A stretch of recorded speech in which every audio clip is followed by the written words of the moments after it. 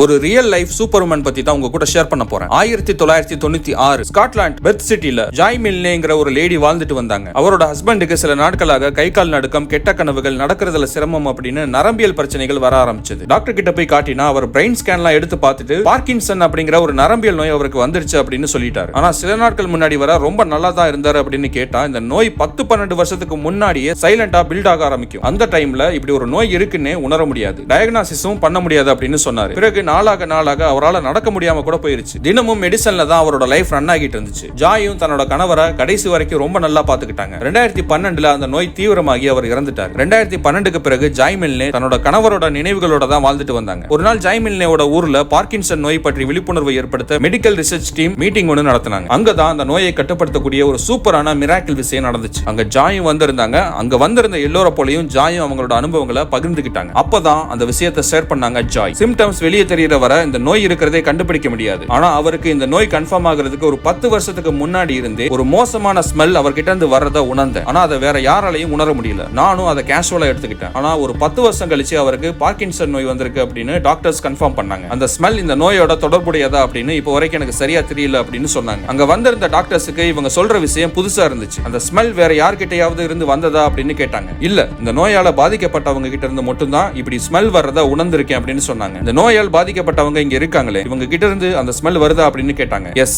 என்னால உணர முடியுது அப்படின்னு சொன்னாங்க ஜாய். அப்பதான் அங்க வந்திருந்த டாக்டர்ஸுக்கு இப்படி ஒரு விஷயம் இருக்கிறதே தெரிஞ்சது. இதை இன்னும் ரிசர்ச் பண்ண விரும்பினாங்க. அதுக்கு ஜாய் மில்னே ஒத்துழைப்பும் கொடுத்தாங்க. அந்த நோயால பாதிக்கப்பட்ட ஒருத்தரை வரவழைச்சாங்க. ஜாய் சொன்ன மாதிரி அந்த ஸ்மெல் அதிகமா வெளிப்படுற பின்கழுத்துல காட்டன் வச்சு நல்லா ரப் பண்ணி அதை டெஸ்ட் எடுத்து பார்த்தாங்க. அதுல அன்யூசுவல் கெமிக்கல் மாலிகுல்ஸ் கண்டுபிடிச்சாங்க. அது இந்த நோய்க்கான கெமிக்கல்ஸ் அப்படின்னு டிஃபைன் பண்ணாங்க. அடுத்ததா இந்த நோய் ஆரம்ப கட்ட ஸ்டேஜ்ல இருக்கிற ஒருத்தரை ஃபைண்ட் பண்ணணும். அது ரொம்ப கஷ்டமான விஷயம். பார்க்கின்சன் நோய் இருக்கிற ஃபேமிலி மெம்பர்ஸ் வச்சு டெஸ்ட் பண்ணாங்க. ஏன்னா இது ஜெனடிக் வழியாவும் வர வாய்ப்பு இருக்கு. நிறைய பேரை டெஸ்ட் பண்ணதுல ஒருத்தர் கிட்ட இருந்து அதே அன்யூசுவல் கெமிக்கல் கண்டுபிடிச்சாங்க. இப்போ இந்த நோயை ஆரம்ப கட்டத்திலேயே டயக்னோசிஸ் பண்ண முடியும் அப்படிங்கிற நம்பிக்கையை அந்த டெஸ்ட் ரிசல்ட் கொடுத்துச்சு. அடுத்து ஜாய் மில்னேவை டெஸ்ட் பண்ணாங்க. உங்களுக்கு ஹைப்பரோஸ்மியா இருக்கு, அதனால தான் அந்த ஸ்மெல்லை உணர முடிஞ்சிருக்கு. இதே ஹைப்பரோஸ்மியா இருக்கிற ஒருத்தராலையும் இதை ஐடென்டிஃபை பண்ண முடியும் அப்படின்னு சொன்னாங்க. ஆனா டிப்ஸ் என்னன்னா, அந்த ஆற்றல் இருக்கிற பலரால ஜாய் மில்னே போல அந்த ஸ்மெல்லை உணர முடியல. இப்படியே இந்த ரிசர்ச் பல கட்டத்துக்கு நகர்ந்துச்சு. கடைசியா 10 வருஷம் கழிச்சு 2022ல யுனிவர்சிட்டி ஆஃப் மான்செஸ்டர் இந்த காட்டன் ஸ்வாப் டெஸ்ட் ஆபீஷியலா பப்ளிஷ் பண்ணாங்க. ஆனா இன்னும் நிறைய பிராக்டிகல் டிஃபிகல்ட்டி, அப்ரூவல் ப்ராசஸ் எல்லாம் இருக்கிறதால இந்த டெஸ்ட் நடைமுறைக்கு வர்றதுக்கு இன்னும் 2 to 5 வருஷம் வரைக்கும் ஆகலாம் அப்படின்னு சொல்லப்படுது. உலகம் முழுக்க 10 மில்லியன், அதாவது 1 கோடி பேர் இந்த நோயால் பாதிக்கப்பட்டவங்க இருக்காங்க. இந்தியால மட்டும் 10 லட்சம் பேர்கள் இருக்காங்க. இப்போதைக்கு இந்த உலகத்திலேயே இந்த பார்க்கின்சன் நோயால வர்ற அந்த ஸ்மெல்லை உணரக்கூடிய